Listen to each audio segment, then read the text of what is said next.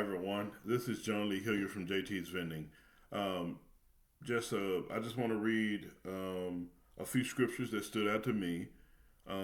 Since I've been on my faith journey about the last 2 years, I've been getting deeper in my faith and just trying to understand what a good man what a good man is essentially.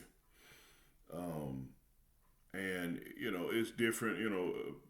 Everybody will give you a different opinion about what they think a good man is because my opinion is different than the next person. And I thought I knew what a good man was. I thought I did, but um, since I've been on my faith journey, I've been reading the word for myself. Like when I mean the word, I've been reading the Bible um, for myself to try to understand what I should be doing as a father and as a husband. So um, when I started reading, I started reading. I wasn't looking for religion because I had realized like this book is not. It's not about religion to me. It's about a kingdom, and it's about the King of Kings and his domain, and him giving us basic instructions before leaving this earth. And I used to think that I'm big, I'm strong, I got this, I can do this. Nope, I couldn't do it. I believe that when I used to believe that if I heard people say in church, "Oh, I surrender all to God," and I always thought that was weird. It sounded weird to me. Um, but as I've gotten older and lived life, now I understand that you surrender to an enemy. You surrender to an enemy, and I don't see Jesus as my enemy. I don't see God as my enemy. I see them as a friend and as a father and as someone that I can come to when I have issues. So I decide, like I say, I've yielded my life to Christ. I've literally made Christ the sovereign ruler and king of my life. So it changes my perspective on how I came to Christ and how I'm reading the Word. So tonight I just wanted to read a few scriptures that kind of stood out to me, and I kind of teach from when I'm teaching budgeting and personal finances to like people in the local area in Memphis, Tennessee, surrounding areas. Hey everybody, thank you guys for watching this video so far. Sorry to interrupt, but I wanted to jump in just to let you guys know about our ACER program. That's short for A Step into Reality. We try to prepare your child for the road, not the road for the child. So what we do is we try to focus on our neighborhoods, communities, and our city so that we can begin to affect our country. And the ACER program here at JT's Vending can help our kids build the skills that keep them from forming bad money habits and descending into poverty. So that's what we do here at JT's Vending. You can go to our website at jtsvendingserviceforyou.com and click on our ACER program if your child is under the age of 17. You can enter them in that program. Go ahead and sign up. We're looking for a new location, but you can always sign up first or send us an email with your child's name and age.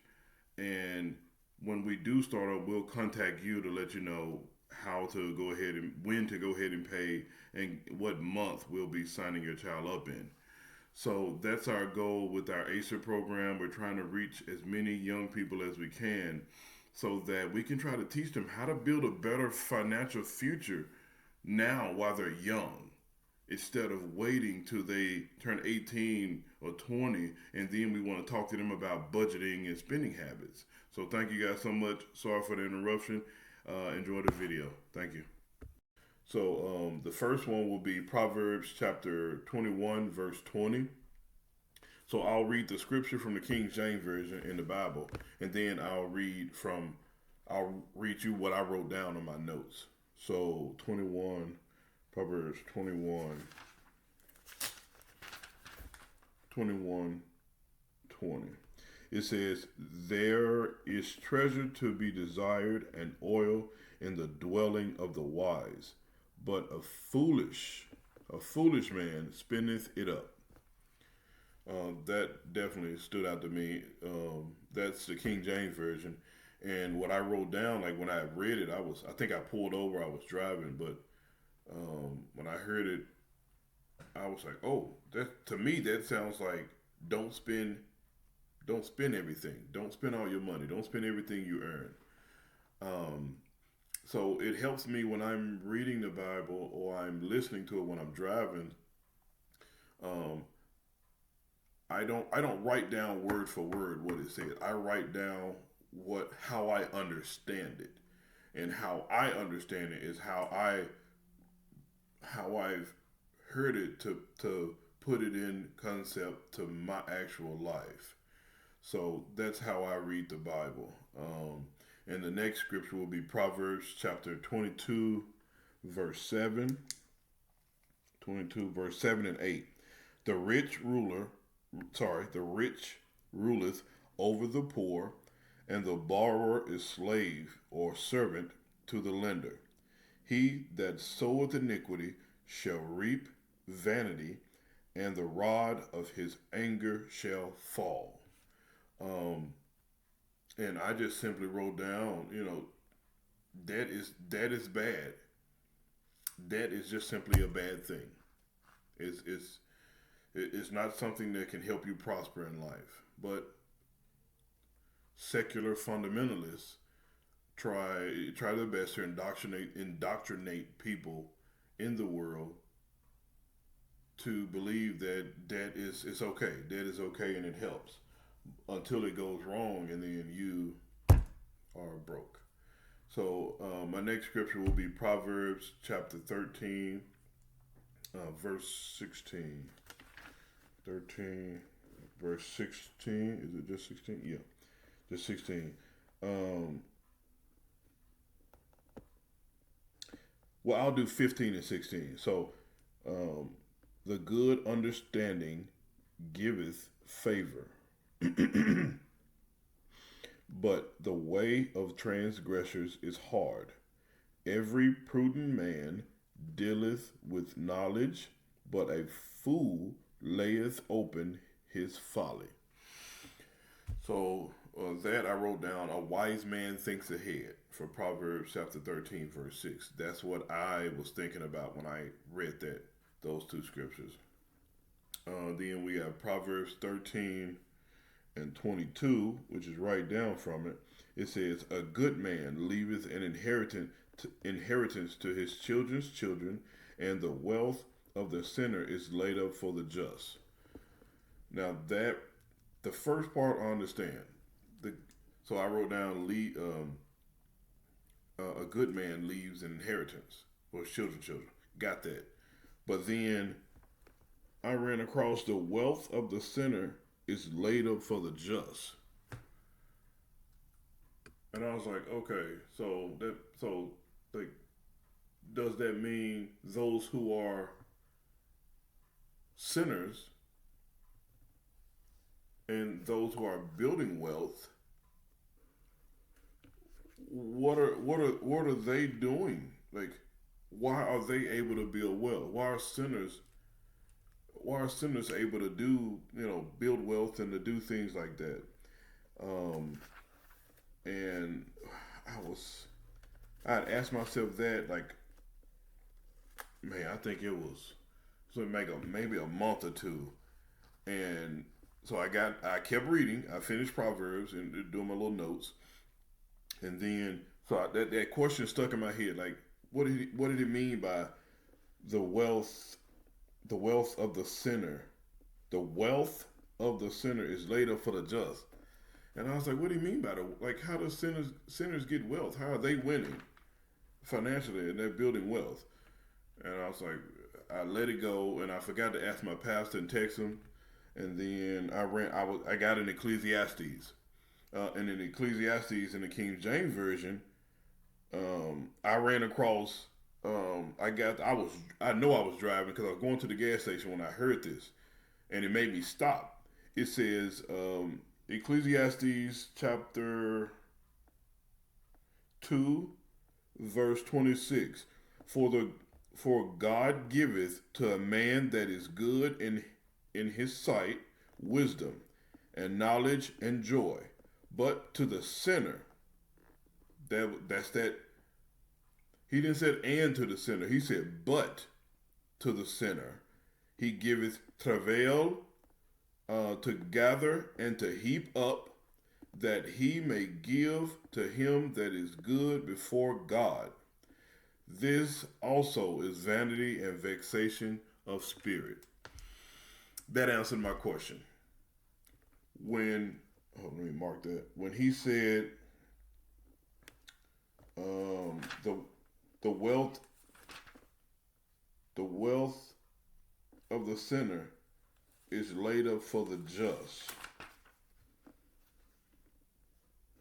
And when I kept asking myself that, the wealth of the sinner, why do sinners have the wealth? Why do people who sin end up building wealth? And a month or two later, I hit this scripture in Ecclesiastes chapter 2, verse 26. And I mean, it spelled it out clearly, um, that for God giveth to a man that is good, so a good man in his sight, wisdom. He gives you wisdom, knowledge, um, and joy for a good man. But to the sinner, and I did a word search. Travail means like hard, like work, like hard work to heap up, to gather and to heap up, like hard labor essentially. Um, and then it said like after the sinner does all that hard work and back, and me, and just hard, having a hard life, because they're a sinner. It says, let's see, to gather and to heap up, that he may give, to him that is good before God. So the sinners, or the sinners are that are building wealth. They're building it from working, having to do backbreaking work so that they can hand it over to the people that are good in God's eyes, to the good man. And that was one of, for me, that question was answered when I read that scripture. And I'll check with my pastor to see if I'm misinterpreting this scripture in Ecclesiastes from Proverbs, but that me want to know what happened. Like why are sinners? Why was God? Because I know the word doesn't conflict.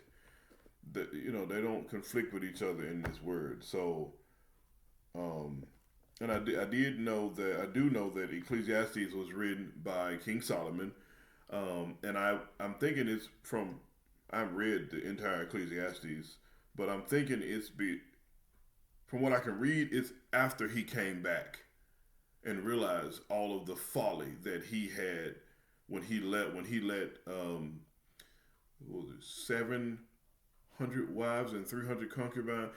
He let them. He essentially got into the world and let the world change his heart, turn his heart away from God.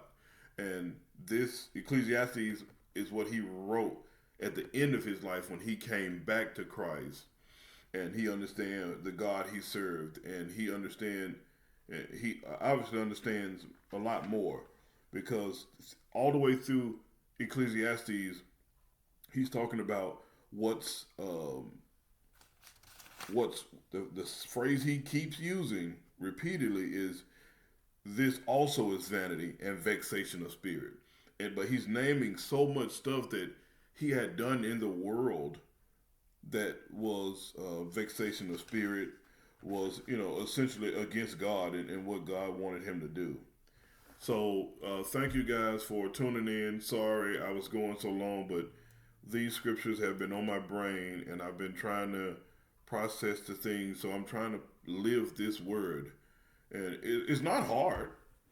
It's just I'm trying to reprogram my brain to walk by faith and not by sight. So I'm trying to get John out of the way so God can he can continue to work in my life. So thank you so much if you watched this far.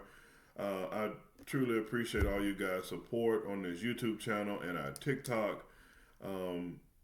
Just thank you so much, and you guys have a blessed day.